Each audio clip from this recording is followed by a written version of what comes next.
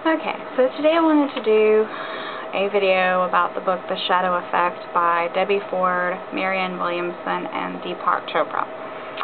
Hope I'm not butchering that pronunciation. But anyway, this book was a very influential book for me, and it's a book that I would highly recommend to other people. It's somewhat repetitive, but I think the message that it's trying to convey is so essential and so important that that's basically the reason for the repetitiveness, so they don't just casually mention the point that they're trying to make. They kind of beat you over the head with it, but I don't think it's such a bad thing. Anyway, basically the book is about the human tendency to only want to see the good in ourselves and to deny the bad and minimize the bad in ourselves, and rather than deal with the negative aspects of our personalities or our actions, we tend to project those motives, those actions, that badness onto other people and then attack those people. And we do this, making them the enemy, dehumanizing them. And we do this in relationships, family relationships. We do this on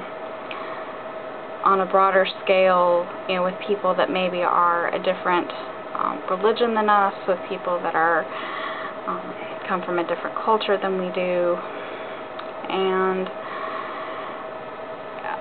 I just think that it's something that maybe is something that comes very naturally to people. It's psychologically comforting to not deal, I guess, with the negative aspects of yourself, and to believe that the enemy is all on the outside of you and you don't have to deal with the negative stuff in yourself.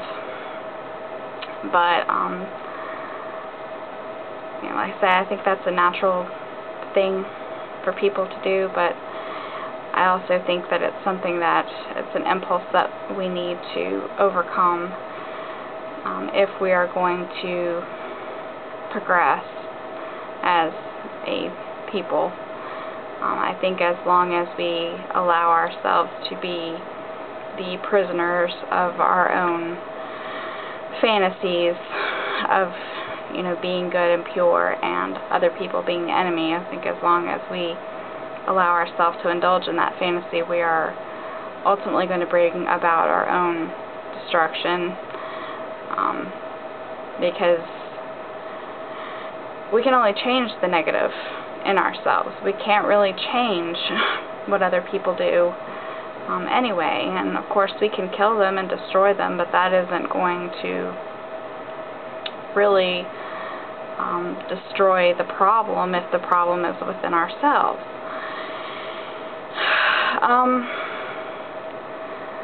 So that basically is the theme of the book. That we need to love ourselves, our whole selves, unconditionally, and in realizing and dealing with our own faults, that in turn makes us more forgiving and loving and understanding when it comes to other people. So another thing that the book talks about, of course, is psychological projection, and that the fact that we it's all interrelated with the whole dualistic thinking, but basically that because we deny the bad in ourselves, we project that bad onto other people. And it talks about the qualities that are good that we see in other people that we really admire, are qualities that resonate with us, and that you can learn a lot about yourself by noting the responses that you have to other people, and noting the things that really affect you emotionally, whether in a good way or a bad way. And I just think that it's an important book for people that maybe don't know a lot about psychology, which I certainly wasn't any type of expert. But, you know, I'm not an expert now, but I think I know more than I did before I read the book. And it was also very spiritually uplifting for me, which, you know, I'm agnostic, but I do very much believe that people have a spiritual dimension. I do believe in love and goodness and everything that God is supposed to be representative of, ideally, the good parts. I do believe in that stuff, and you know, I think that the book helped me want to get in touch with the better parts of myself. And you know, I was watching this speech activist give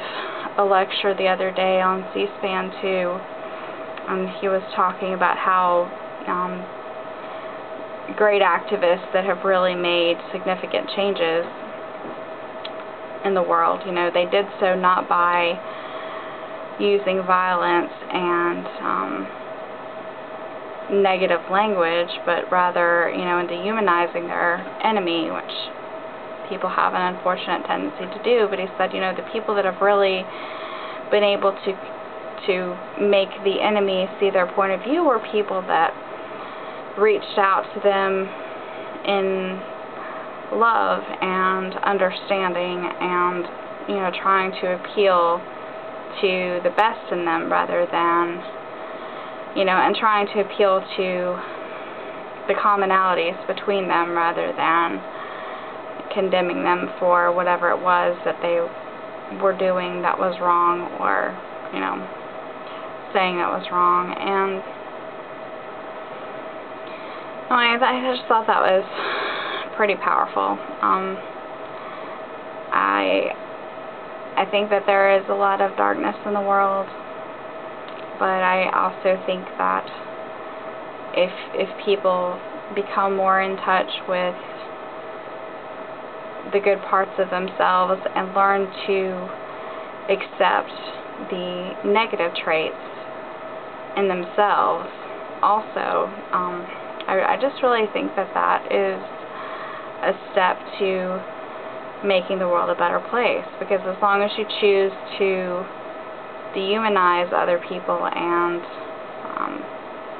project your own faults onto other people and make them the enemy and them the problem, you know, as long as you do that, then you're just you know, something bad waiting to happen. I know, but I think there has been enough killing, there's been enough dehumanization of other people that has gone on. I think there's been enough suffering, you know, that we really just, as a people, we need to try something different. And anyway, I just would highly recommend this book to anybody. And that's really what I wanted to say. And one other thing I wanted to mention is, I thought about this recently, is, and it doesn't really so much have to do with the book, but it, you know, I think about gender issues, and I sort of think about that in relation to everything. It's just an overriding concern that I have in life. But I was thinking about recently the problems between men and women, and I think there you very much see the shadow effect in full force when you have men that demonize women and women that demonize men, and, you know, both sides wanting to blame the other more than, and not take responsibility for their own negative stuff. Yeah, I think that's just a very natural thing. And I also think that, and I was thinking about this the other day, it's probably going to be controversial to say, but I really think that women, on some level, some women, not every single woman out there, but I think a lot of women resent men for having a greater degree of independence when it comes to pregnancy and child rearing. I think the fact that women get pregnant and the fact that we are the ones primarily that are expected to take care of young children, I think that creates a certain dependence, and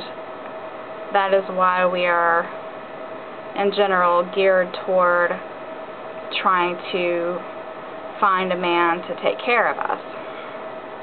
But at the same time, yeah, and I also think that men are geared toward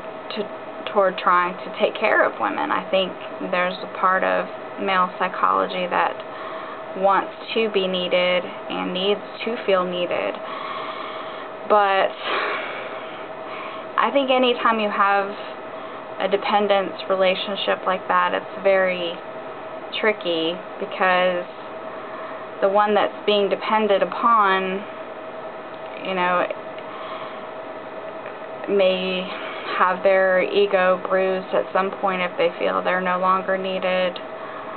or they may feel resentful of having that burden placed upon them, and then the person that's having to be dependent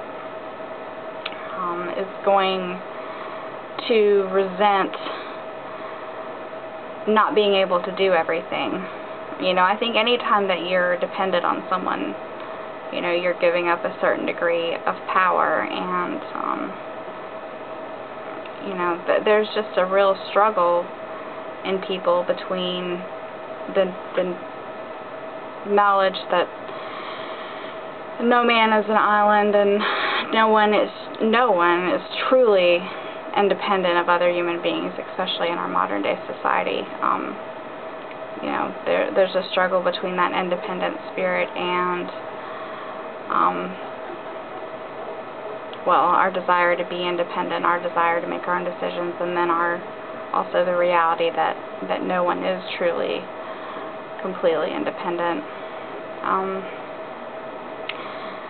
But I think in the sex war, just like anything else in life, we need to try to understand things from the other person's point of view as much as possible, and in doing that, hopefully we can come to a better understanding instead of just continued resentment and anger and, you know, frustration and negative feeling. So, you know, unfortunately there are some people that are just never going to care about the other person's perspective, you know, whether they're a narcissist or they're a sociopath or whatever their problem is, that they just don't experience empathy for other people. I think, you know, unfortunately you're always going to have those people, and you need to deal with them separately from the ones that you can actually reach, and that actually, you know, are capable of trying to understand another's perspective. But anyway, that's something for another video, kind of off topic. But anyway, that is what I wanted to say, so hope that someone will read the book out there, and have a great day.